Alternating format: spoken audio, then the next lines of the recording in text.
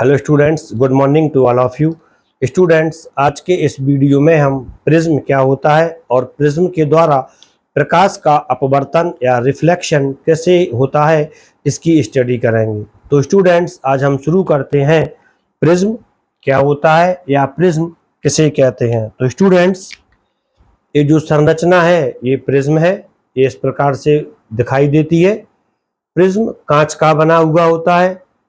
कांच एक समांगी माध्यम होता है क्योंकि इसके सभी घटकों के जो गुण होते हैं समान होते हैं और ये समांगी माध्यम दो समतल पृष्ठों से घिरा हुआ है।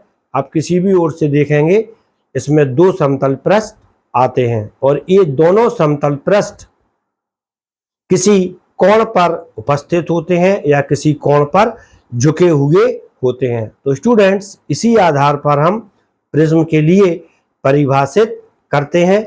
किसी कोण पर झुके, एक कोण है, दो समतल पृष्ठों से घिरे समांगी माध्यम को प्रिज्म कहते हैं। ये प्रिज्म की सिंपल डेफिनेशन होती है। किसी कोण पर झुके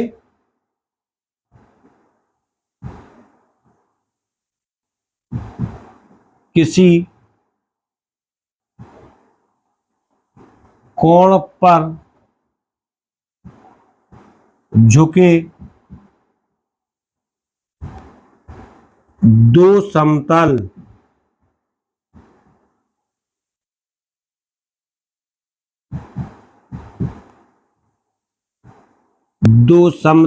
पृष्ठों से किसी कोण पर झुके दो समतल पृष्ठों से घिरे समांगी माध्यम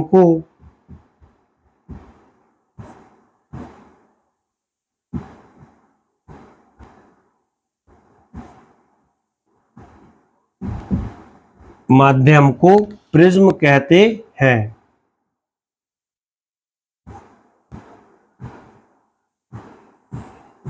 प्रिज्म कहते हैं। यदि इसका हम डायग्राम बनाते हैं तब इस प्रकार से बनता है। ये कहलाता है प्रिज्म। ये दोनों समतल पृष्ठ हैं इसके। यदि इसकी हम लंबवत काट देखते हैं तब ये दोनों इसके समतल पृष्ठ हैं।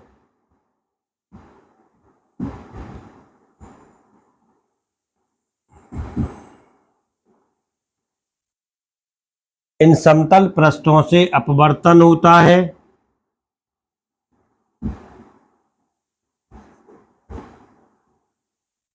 अतः ये अपवर्तक पृष्ठ भी कहलाते हैं या इन्हें हम सामान्यतः अपवर्तक पृष्ठ कहते हैं। और दोनों अपवर्तक पृष्ठों के जो बीच का कोण होता है, इसे लिख दिया एंगल ए, यह प्रिज्म कोण कहलाता है। और जिन पृष्ठों से अपवर्तन होता है वो पृष्ठ अपवर्तक पृष्ठ कहलाते हैं। प्रिज्म के दोनों अपवर्तक पृष्ठों को मिलाने वाली रेखा, ये रेखा जो कि ए के साथ जाती है, इसे हम अपवर्तक कोर या रिफ्रैक्टिंग कोर कहते हैं। ये रिफ्रैक्टिंग कोर कहलाती है।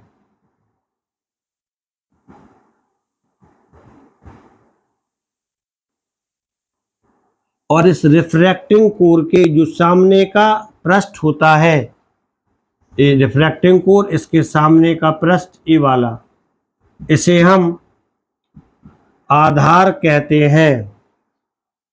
तो स्टूडेंट्स, अभी आपने जो डेफिनेशन इनकी समझी है उनमें से पहली डेफिनेशन थी अपवर्तक पृष्ठ की। अपवर्तक पृष्ठ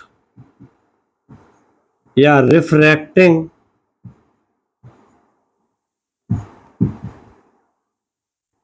सरफेस वह पृष्ठ या वह सरफेस जिससे अपवर्तन होता है रिफ्रैक्टिंग पृष्ठ कहलाती है। दूसरी डेफिनेशन थी प्रिज्म कोण। प्रिज्म कोण के लिए हम अपवर्तक कोण भी कहते हैं। प्रिज्म कोण का दूसरा नाम अपवर्तक कोण होता है। इसके लिए बोलते हैं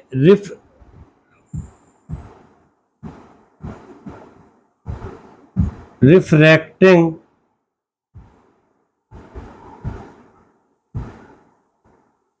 एंगल या एंगल ऑफ प्रिज्म भी इसके लिए बोलते हैं। प्रिज्म कोण एंगल ऑफ प्रिज्म दोनों अपवर्तक पृष्ठों के बीच का कोण, जो कि कोण ए दिया है, ये कहलाता है प्रिज्म कोण या रिफ्रैक्टिंग एंगल। यदि प्रिज्म कोण का मान कोण ए का मान 15 डिग्री या इससे कम होता है तब यह प्रिज्म पतला प्रिज्म कहलाता है। सामान्यतः जो प्रिज्म कोण होता है उसका मान 60 डिग्री होता है। प्रिज्म कोण का मान सामान्यतः 60 डिग्री होता है। अपवर्तक कोण तीसरी जो डेफिनेशन इसमें आती है, जो इस प्रिज्म का हिस्सा होता है, वह है अपवर्तक कोर या रिफ्रैक्टिंग कोर। इसकी डेफिनेशन मैं बता ही चुका हूं। दोनों पृष्ठों को मिलाने वाली कोर या रेखा को अपवर्तक कोर कहते हैं। प्रिज्म के दोनों अपवर्तक पृष्ठों को मिलाने वाली रेखा अपवर्तक पृष्ठों को मिलाने वाली रेखा अपवर्तक कोर कहलाती है। इसमें ए डी अपवर्तक कोर है। ए डी अपवर्तक कोर है। इसको लिख दें बी सी डी और ई। ए सी डी ई ये समतल पृष्ठ है या इसे हम अपवर्तक पृष्ठ भी कहते हैं ए डी सी ए के लिए। इसके बाद जो फोर्थ डेफिनेशन आती है वह आती है आधार। जैसा कि मैंने आपको बताया था, अपवर्तक कोर के सामने का समतल पृष्ठ आधार कहलाता है। जैसे ये अपवर्तक कोर है प्रिज्म में, जो इसके सामने का जो हिस्सा है नीचे वाला ये आधार कहलाता है। अपवर्तक कोर इसके सामने का समतल पृष्ठ आधार कहलाता है। जो उंगली पर रखा हुआ है इसे हम आधार कहते हैं। अपवर्तक कोर के सामने का समतल पृष्ठ अपवर्तक कोर के सामने वाला पृष्ठ या सामने वाला समतल पृष्ठ आधार कहलाता है। ये प्रिज्म क्या होता है और इसके विभिन्न भागों की डेफिनेशन थी। तो स्टूडेंट्स, अभी आपने प्रिज्म क्या होता है इसकी स्टडी की है, इसके विभिन्न भागों का भी अध्ययन कर लिया है। इसके बाद प्रिज्म के द्वारा अपवर्तन कैसे होता है हम इसकी स्टडी करेंगे। स्टूडेंट्स, आप ये जानते ही हैं कि जब भी अपवर्तन होता है, रिफ्रैक्शन होता है, हमें दो माध्यमों की आवश्यकता होती है। एक माध्यम सघन होता है और दूसरा माध्यम विरल होता है। और जब प्रकाश की किरण एक माध्यम से दूसरे माध्यम में जाती है तो अपने मार्ग से विचलित हो जाती है, जिसे हम क्या कहते हैं, अपवर्तन कहते हैं। जब प्रकाश की किरण एक माध्यम से दूसरे माध्यम में जाती है तब अपने मार्ग से विचलित हो जाती है। ये माध्यम का सीमा पृष्ठ प्रकाश की किरण यदि ऊपर वाला माध्यम विरल लिया जाए वायु और नीचे वाला माध्यम सघन लिया जाए कांच, तब जो अपवर्तित किरण होती है वह अभिलंब की ओर झुक जाती है। इसमें ए, बी, सी, डी और ई, इसमें से डी ई अभिलंब है या नॉर्मल है, ए बी आपतित किरण है, ए बी आपतित किरण है और बी सी अपवर्तित किरण है। बी सी अपवर्तित किरण है। इसके दो नियम भी होते हैं, इनकी स्टडी हम लाइट वाले चैप्टर में करेंगे। अभी ये सिंपल अपवर्तन का जो एक इंट्रोडक्शन था वह मैंने यहाँ पे दे दिया है। प्रिज्म, ये प्रिज्म की प्रिंसिपल सेक्शन कहलाती है। ये डेफिनेशन छूट गई थी, इसे हमने नाम दे दिया है ए बी सी। ये प्रिज्म की प्रिंसिपल सेक्शन कहलाती है या जिसे हम मुख्य परिच्छेद कहते हैं। क्वेश्चन आता है प्रिंसिपल सेक्शन या मुख्य परिच्छेद किसे कहते हैं, तो इसका आंसर है प्रिज्म के अपवर्तक पृष्ठों से जो लंबवत काट खींची जाती है या लंबवत काट ली जाती है उसे हम मुख्य परिच्छेद या प्रिंसिपल सेक्शन कहते हैं। जैसे ये प्रिज्म है, इसको हम यहाँ से कट कर देते हैं वर्टिकली लंबवत, तो हमें इस तरह का एक पतला प्रिज्म मिल जाता है, ये मुख्य परिच्छेद कहलाता है। इसमें ए बी और ए सी अपवर्तक पृष्ठ हैं। ए बी बराबर ए सी अपवर्तक पृष्ठ है और बी सी आधार है, बेस है, क्योंकि यह कोर के सामने उपस्थित होता है। अपवर्तक कोर के सामने उपस्थित होता है। अब इसमें से जो अपवर्तन होता है, एक पहली प्रकाश की किरण आप समझ लें या प्रकाश की किरण, इसका नाम दे दिया पी क्यू। यहां पर ये अभिलंब है एम एन, पी क्यू आपतित किरण, पी क्यू आपतित किरण है, एम एन अभिलंब है,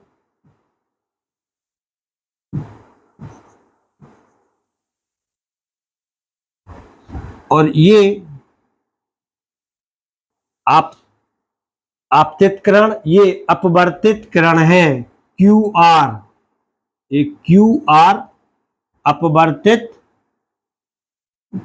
किरण है। ये दूसरा अभिलंब है एम एन ओ और पी। क्यू आर अपवर्तित किरण है,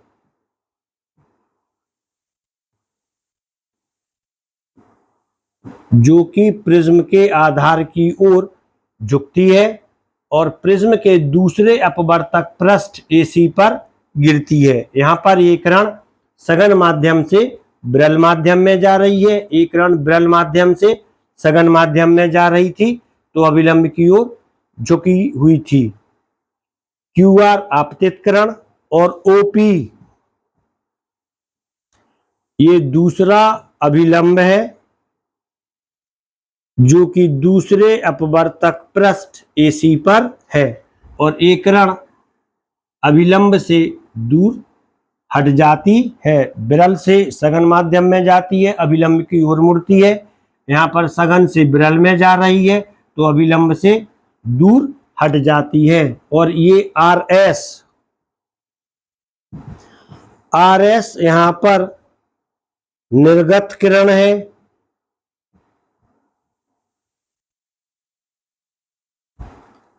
आर एस यहाँ पर निर्गत किरण होती है। अब क्वेश्चन आता है कि यहाँ पर अपवर्तन किस प्रकार से हुआ है। तो यहाँ पर अपवर्तन 2 बार हुआ है। ये पहली बार अपवर्तन हुआ है और यहाँ पर अपवर्तन दूसरी बार हुआ है। जब प्रकाश की किरण पहली बार में प्रकाश की किरण कहां से जा रही है, वायु या विरल माध्यम से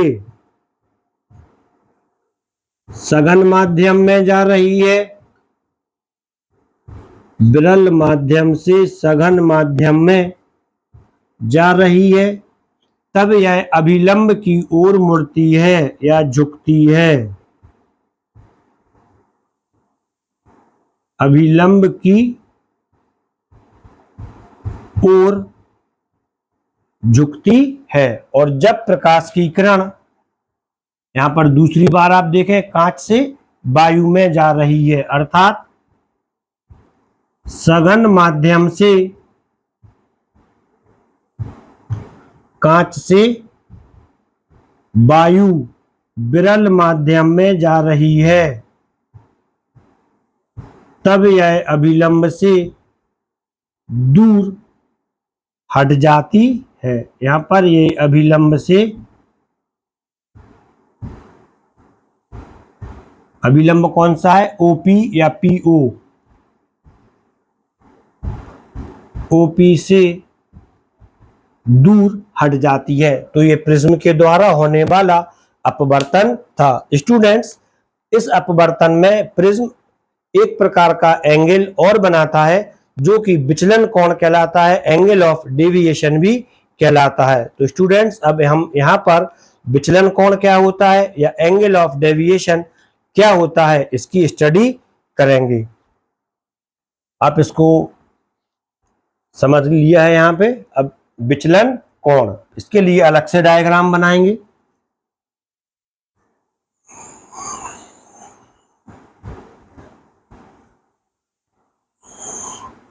ये आपको पता है कि यहाँ पर कौन सा आपतन कोण है, कौन सा विचलन कोण है। विचलन कोण तो बताना ही है। यदि हम एक प्रिज्म इस प्रकार से बनाते हैं, ये वाली प्रकाश की किरण आपतित, अभिलंब, अपवर्तित, और ये आती है निर्गत प्रकाश की किरण। P, Q, R, S, M, N, O और पी। ये जो अपवर्तन हमने इसके पहले स्टडी किया था उसी को हमने फिर से बना दिया है। यदि हम इस आपतित किरण के लिए सीधा बढ़ाते हैं, तब ये जो डॉट डॉट वाली ब्लू कलर की लाइन है, ये इसके मूल मार्ग के लिए व्यक्त करती है। और ये जो निर्गत किरण है, इमर्जेंट रेस जो बाहर निकल रही है, आर एस, यहां पर पी क्यू, ये आपतित किरण थी, इंसिडेंट रेस। आपतित किरण को हमें आगे की ओर बढ़ाना है,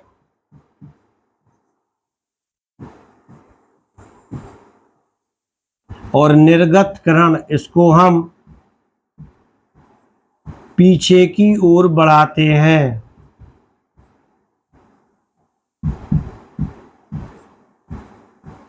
तब हमें इस प्रकार से एक एंगल प्राप्त हो जाता है जो कि इन दोनों किरणों के बीच बनता है। इस एंगल के लिए हम विचलन कोण कहते हैं, एंगल ऑफ डेविएशन।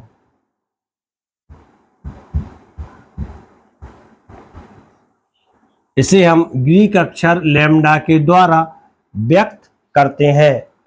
क्वेश्चन आता है इसे हम डिफाइन कैसे करते हैं।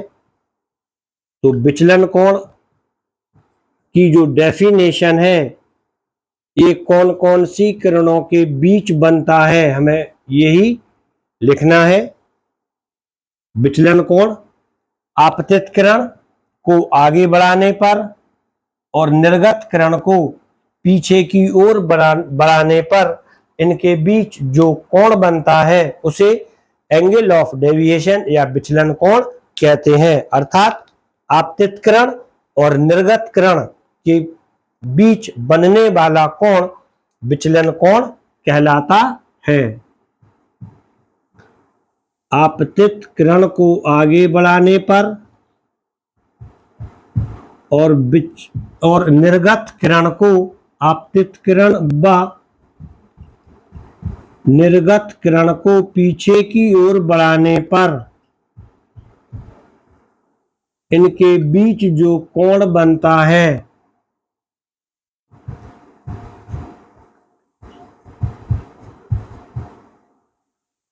बनने वाले कोण को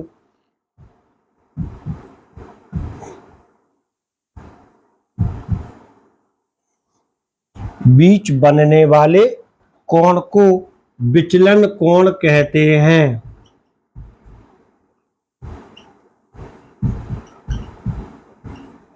इसे ग्रीक अक्षर लैम्डा के द्वारा व्यक्त करते हैं।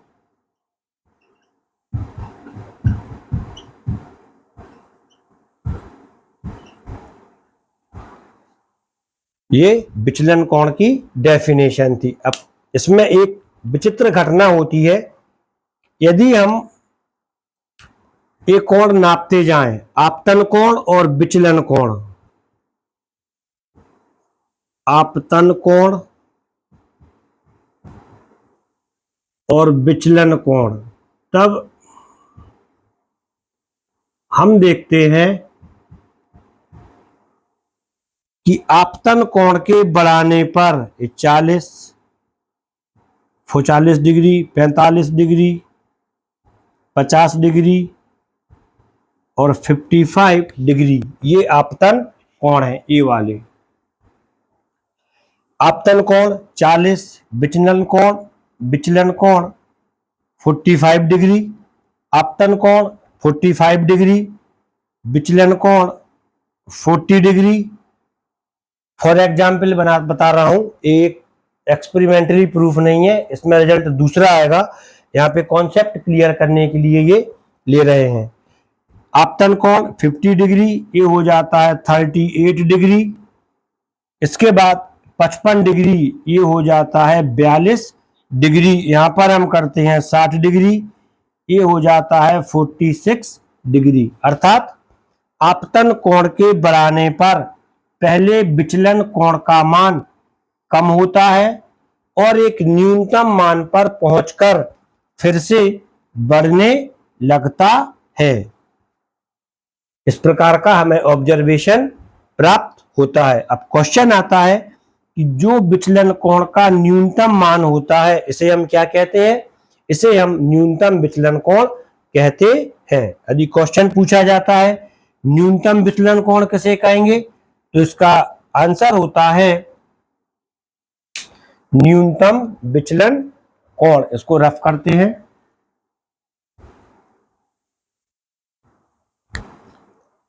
न्यूनतम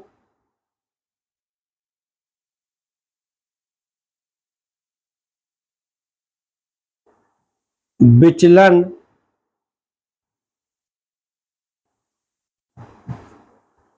कोण, मिनिमम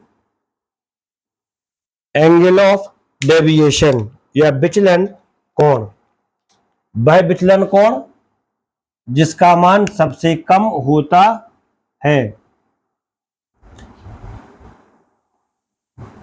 वह विचलन कोण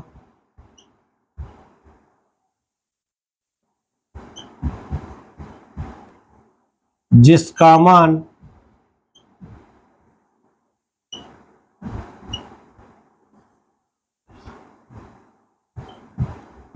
किसी आपतन कोण के लिए न्यूनतम होता है,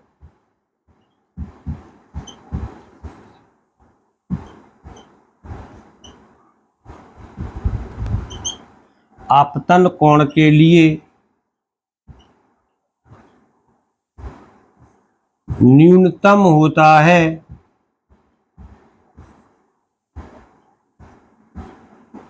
जिसका मान किसी आपतन कोण के लिए न्यूनतम होता है, न्यूनतम विचलन कोण कहलाता है। इसे हम डेल्टा एम के द्वारा व्यक्त करते हैं।